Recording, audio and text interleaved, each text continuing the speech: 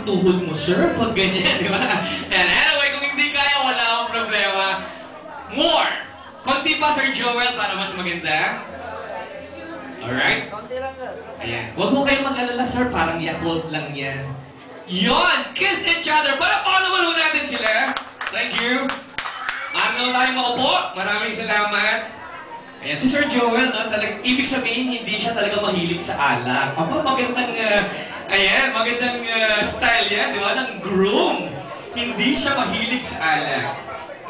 We've just engaged the dogs, and traditionally we set them free. But here in the garden, pinagtutukaan lamang mo at hindi pinapakawalan ang dogs. Sir Joel at Ma'am Tin, habang sila nagtutukaan, you have to kiss each other. Mama, chup-chup ulit. Kiss! Yun. At the count of 3, pakitaas lang. Don't set them free. 1, 2, and 3. Yun. Palakpakan naman natin sila. Maraming salamat. Ako nahuli yung video. Saan ka galing, sir? James Power. Alam mo ninyo, sa mga nagtatanong, bakit hindi pinakawalan ng dogs? Marami na ho kasi ang nagpakawala, nawala din ho ang partner. Karamihan ho sumasa kabilang bahay. Kaya ho, tinanggal na ho natin yung pagpapakawala ng dogs. Hawak lang.